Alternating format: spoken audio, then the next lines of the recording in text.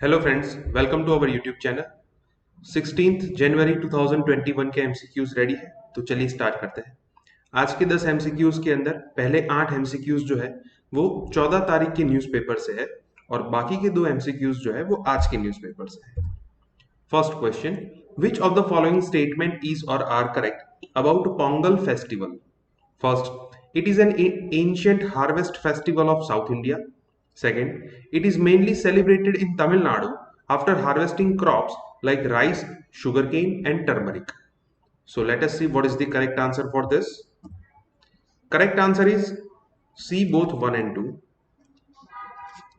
दोनों statement correct है। Pongal festival जो है उसके ट्रेसेस मिलते हैं सबसे पहले संगम एज में से। संगम एज के टाइम पे ये फेस्टिवल जो है उसको सेलिब्रेट करना स्टार्ट हुआ था। ऑलमोस्ट 2000 साल पहले की बात है, तो ये काफी एंशियंट हार्वेस्टिंग फेस्टिवल है। After harvesting the crops like rice, sugar cane and turmeric. Pongal का जनरली मीनिंग होता है तमिल लिटरेचर के अंदर टू बॉयल। तो इसके अंदर राइस को बॉयल करके उसमें से एक स्वीट डिश बनाई जाती है और ये हार्वेस्टिंग फेस्टिवल जो है वो मेनली तमिलनाडु के अंदर सेलिब्रेट किया जाता है। दोनों स्टेटमेंट करेक्ट है। Answer is C, both 1 and 2। So 14 तारीख को पोंगल फेस्टिवल था, इसलिए ये फेस्टिवल न्यूज में था। Second question, which of the following statement is or are correct about Maghi?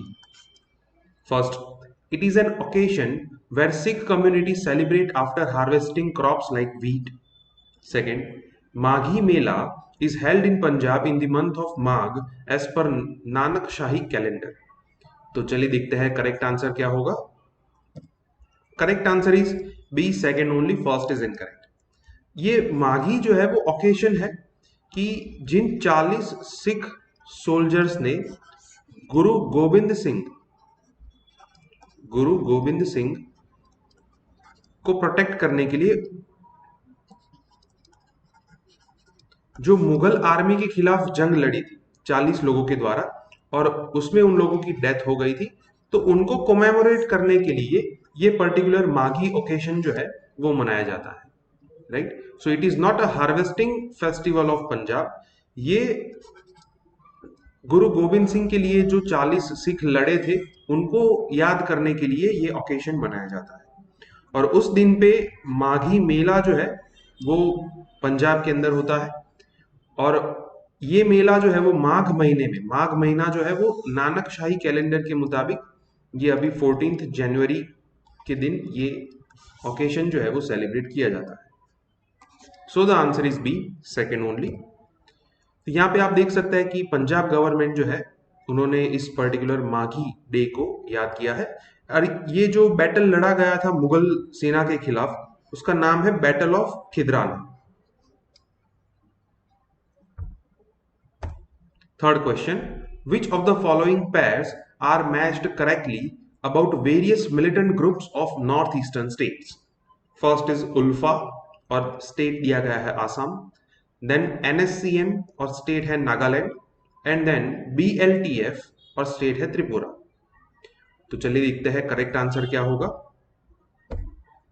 Correct answer is A, 1 and 2, third one is incorrect. ULFA जो है united liberation front of Assam, तो ये आसाम का एक मिलिटेंट ऑर्गेनाइजेशन है।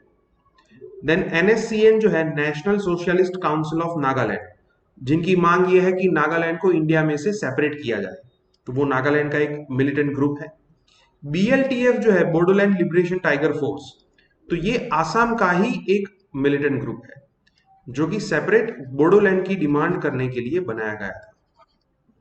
त्रिपुरा का मिलिटेंट ग्रुप नहीं है ये। सो the answer is A, 1 and 2। तो अभी इन तीनों में से ये उल्फा जो है वो इसलिए न्यूज में है because it is demanding due share in the oil firm in the state of Assam.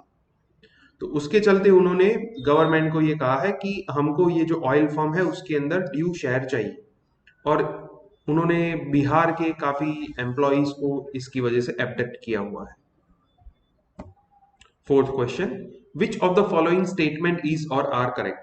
First, the constitutional validity of the recent farm laws is challenged in the Supreme Court on the ground that none of the stakeholders were consulted before enacting. Second, constitutionally, all questions at any sitting of either house of the parliament shall be determined by the majority of votes. तो चलिए देखते हैं correct answer क्या होगा. Correct answer is B, second only, first is incorrect. अब supreme court में ये recently जो फार्म लॉज को चैलेंज किया गया है उसका मेन ग्राउंड ये है that it is outside the legislative competence of the parliament. It is outside the legislative competence of parliament. कि एग्रीकल्चर जो है it is in the state list, तो पार्लियामेंट को कोई हक नहीं बनता कि एग्रीकल्चर से रिलेटेड ऐसा कोई कानून बनाए. तो इस बेसिस पे सुप्रीम कोर्ट के अंदर ये चैलेंज किया गया है. और यहाँ पे क्या लिखा है कि इसलिए चैलेंज किया गया है कि स्टेक होल्डर्स को कंसल्ट नहीं किया. तो इस वजह से ये फर्स्ट जो है वो इनकरेक्ट होगा, सेकंड जो है वो करेक्ट. अब सेकंड का आंसर जो है वो आपको इस आर्टिकल में से मिलेगा जो कि 14 तारीख के न्यूज़पेपर में था. काफी अच्छा आर्टिकल है जहां पे आर्टिकल 100 को मेंशन किया गया है. तो उसमें ये लिखा है कि all the questions at any sitting of either house shall be determined by majority of votes of the member of present and voting. मतलब कि उस टाइम पे जितने भी मेंबर प्रेजेंट एंड वोटिंग है उनके द्वारा दी गई मेजोरिटी के द्वारा ही किसी भी क्वेश्चन को पास किया जा सकता है. Right. So constitutionally as per article 100 of the constitution this statement is correct. Answer is B, second only.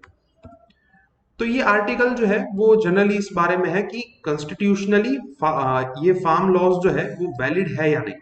तो उसके अंदर काफी सारे प्रोविजंस मेंशन किए गए हैं जिसकी वजह से ये कुछ एक्सटेंट तक साबित होता है कि ये कॉन्स्टिट्यूशनली वैलिड नहीं. यहाँ पे ये भी लिखा गया है कि किस तरीके से राज्यसभा के अंदर ये वॉइस वोट को रिकॉर्ड करके इस बिल को पास किया गया था which is unrecognised.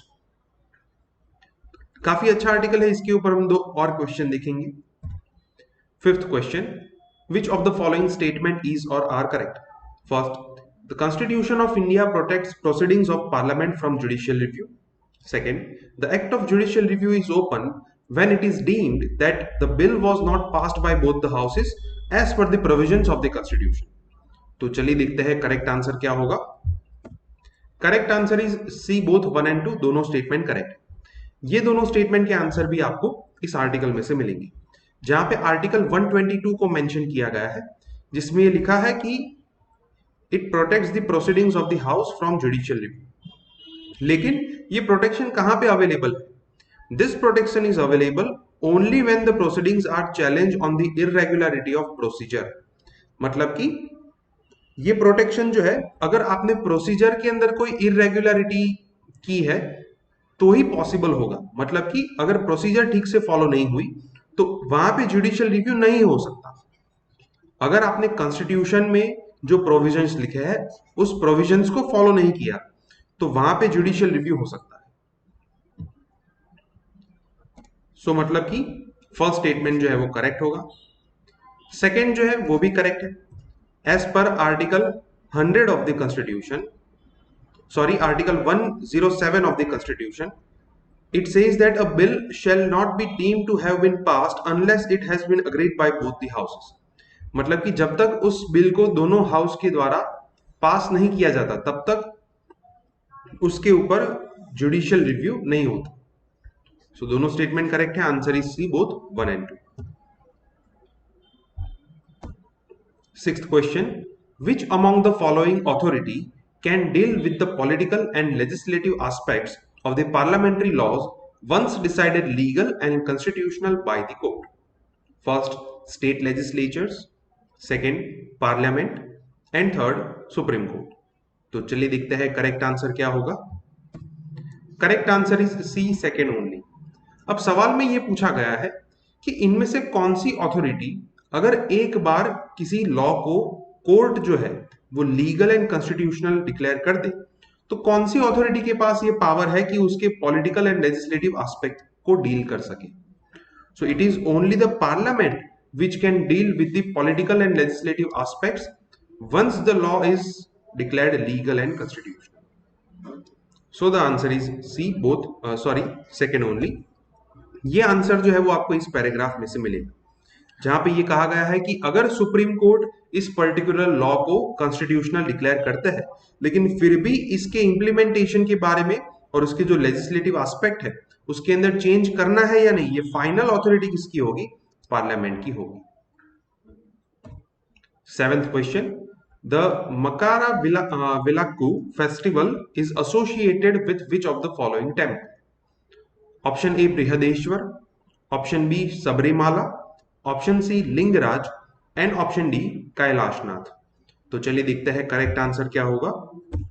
Correct answer is B Sabarimala. ये फेस्टिवल जो है वो पर्टिकुलरली सबरीमाला टेम्पल के अंदर सेलिब्रेट किया जाता है और ये इस टाइम पे सेलिब्रेट किया जाता है। So Sabarimala all set for this particular festival, इसलिए ये फेस्टिवल न्यूज में है। Eighth question, which of the following statement is or are correct about Tejas fighter jet? First, it is a light combat aircraft developed indigenously. Second, it is a single engine lightest and smallest multi-role supersonic fighter aircraft. तो चलिए देखते हैं correct answer क्या होगा। Correct answer is C, both 1 and 2 दोनों statement correct है। ये इसका दूसरा नाम है एलसीए तेजस। एलसीए का मतलब क्या होता है? Light combat aircraft. It is developed indigenously. It is developed by Hindustan aeronautics limited which is a government own company.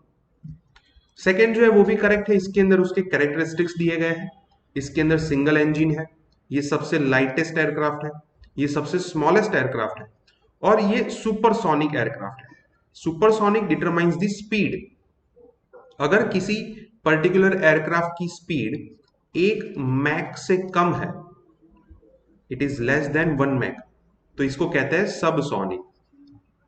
फिर अगर 1 मैक से ज्यादा है तो उसे कहते हैं सुपरसोनिक, और अगर 5 मैक से ज्यादा स्पीड है तो उसे कहते हैं hypersonic.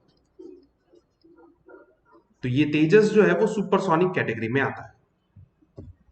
So cabinet committee of security ने 83 तेजस फाइटर को एयरफोर्स के अंदर इंडक्ट करने के लिए परमिशन दे दी है और डिफेंस मिनिस्टर जो है उन्होंने ये भी कहा है कि ये टोटल 47,000 करोड़ की जो डील है, it seems to be a game changer in the field of defence procurement. Ninth question, which of the following statement is or are correct about COVID-19 vaccination in India? First, it is the second largest COVID-19 vaccination after US.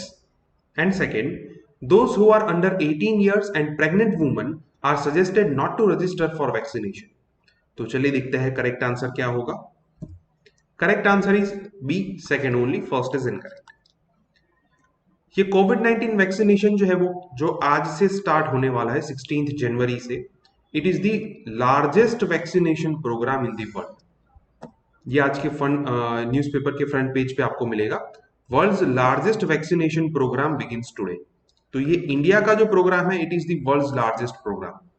और यहाँ पे लिखा है कि India second rank पे है after US, इसलिए ये गलत होगा। और इस आर्टिकल में ये भी लिखा है कि किन लोगों को वैक्सीनेशन के लिए रजिस्टर नहीं करवाना चाहिए।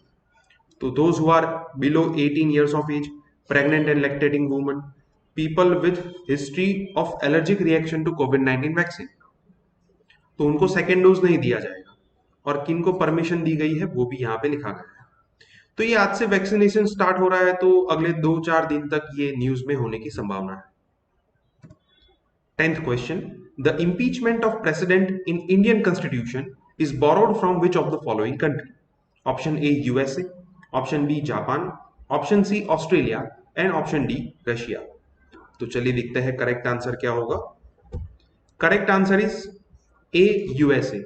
इंपीचमेंट ऑफ प्रेसिडेंट जो है ये प्रोसीजर यूएस कॉन्स्टिट्यूशन में से ली गई। तो अभी ये इसलिए न्यूज में है बिकॉज यूएस के अंदर अगेन डोनाल्ड ट्रंप के खिलाफ इंपीचमेंट जो है वो इनिशिएट होने वाला है। तो डोनाल्ड ट्रंप जो है वो ऐसे एकमात्र प्रेसिडेंट है जिनके खिलाफ 2 बार इंपीचमेंट प्रोसीजर जो है वो स्टार्ट होने वाली है। ओके फ्रेंड्स, तो आज के 10 एमसीक्यूज यहाँ पे कंप्लीट होते हैं। अगर आपको कोई डाउट है तो आप कमेंट सेक्शन में लिख सकते हैं। हमारे वीडियोस आपको पसंद आए तो वीडियोस को लाइक कीजिए और चैनल को सब्सक्राइब कीजिए। Thank you.